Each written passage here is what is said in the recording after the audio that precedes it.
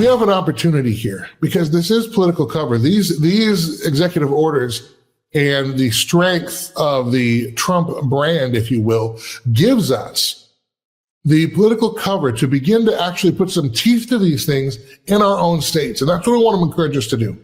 Because we've seen this playbook before. This happened in 2016, executive order after executive order after executive order. And then what happened? There was no teeth behind it. And then it all got undone in the Biden administration on day one. And it got worse from there. We need to put teeth to these things. But the only way we're going to be able to do that, I believe, is at the state level. And I challenge you, whoever's watching or listening to this program, I challenge you.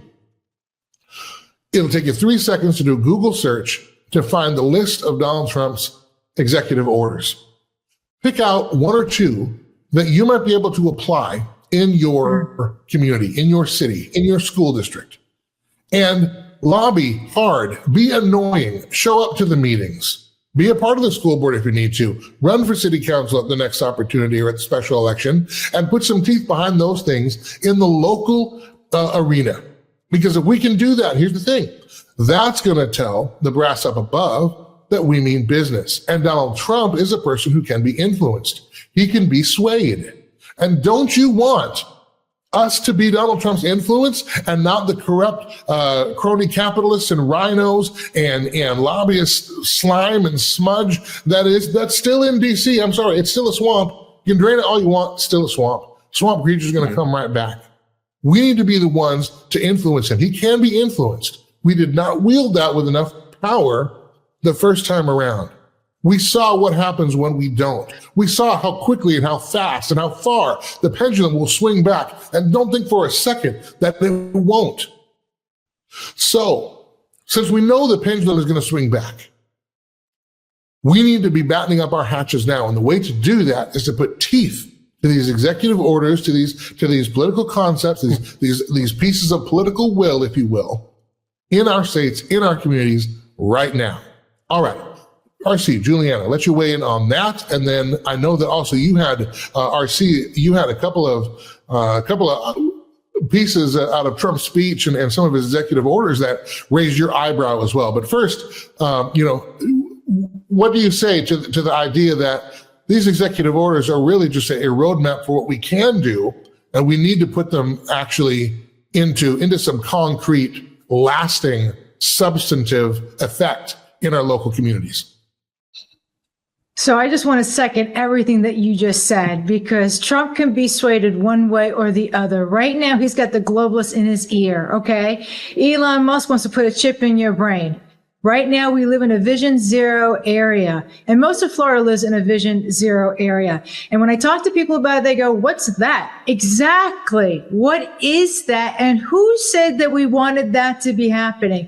If we, the people, don't come together and put teeth to what we're doing, exactly as you just said, and making sure that our will is being done, I promise you the globalist will is being done. It's a matter of, are we going to take over the narrative, flood the zone with our voice, and take control over what's happening? And we need to move on a local level. Absolutely. We need to get the states to do what it is that they're supposed to be doing, because they're not.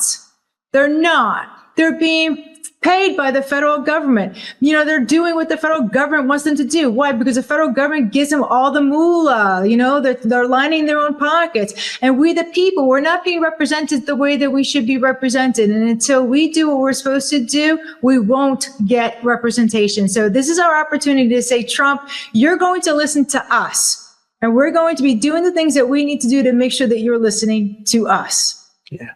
Andrew, it is interesting that what you've described is in the Watchman Action training curriculum, cutting an issue down to size. So you take something that is done nationally, say, how do we apply this locally and push the pressure back the other way? Julianna laid it out. She talks about this all the time. Trump is being pulled in two directions. We want to pull him our way. And the way that we do that is exactly how you mentioned. If he sees these things happening at the local level, he's going to pay attention. I mean, Scott and Jill Kiley, our friends in Southwest Florida, who are the ones pushing the move to get the fluoride out of local water systems, RFK Jr. is now talking about a nationwide ban on fluoride in our water. So these things do work. These people do pay attention. and there is certainly impact. If you wanted to talk about excerpts from Trump's speech, Andrew, segueing, since we're on the topic of the 47th president now, two things popped out to us as we watched his speech. The first one was the term golden age.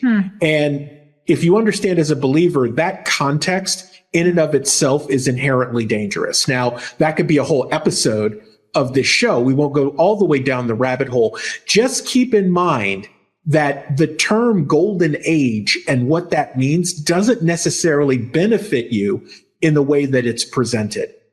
The other one, Andrew, is he made reference to something that we haven't heard in a long time.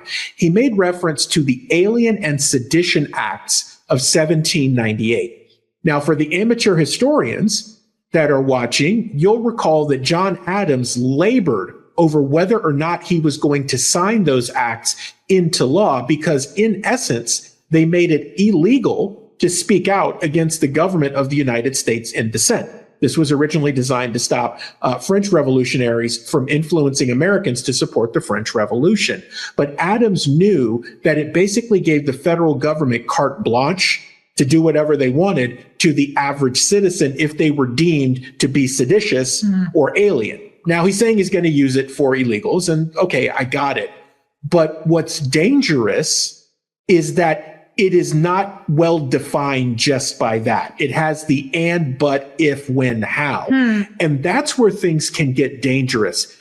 What we tell people is what we've told them all along, Andrew. Look, some of these executive orders and some of the moves that Trump has made, promises kept. J6ers are out, right? He's doing what he's supposed to be doing. Friend of the show, Bevelyn Beatty Williams, who was in jail for basically defending life, is now going to be set free and get her life back and hopefully get some semblance of time back with her child. So these are all good things, and we will call it that. But you also have to be very conscious of holding him accountable. What happens when we don't? Well, we're almost 3 days into this thing, and now you have the Stargate program launching. You do not want Larry Ellison of Oracle anywhere near you when it comes to AI, your health, or you, quote unquote, being a good citizen.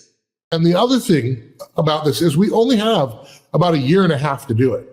I do think that Trump's last 2 years going to be hard to get anything done because we'll have just come through a midterm election. Election seasons really has already started, particularly gubernatorial races and things like that. We just saw Vivek Ramaswamy step out of DOJ to go run for governor of Ohio. Okay.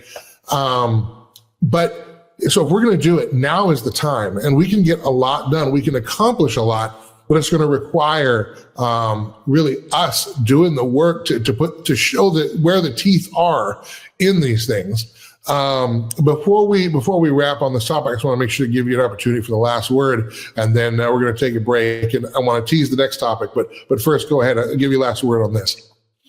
Yeah, I mean, economically speaking, Andrew, that's another thing that falls under this. As more and more power is returned to the states and local municipalities, we've got to be thinking about these things. How do we pull Trump our way? And also, how do we work on commerce within our community so that the dependency on the federal government to do things is limited? We are more than capable of working in parallel economies, whether it is with something like the Florida Goldbacks here in the state of Florida, where we can do commerce in real tangible sound money, or supporting the Sound Money Act in Florida, which hopefully we get through this time.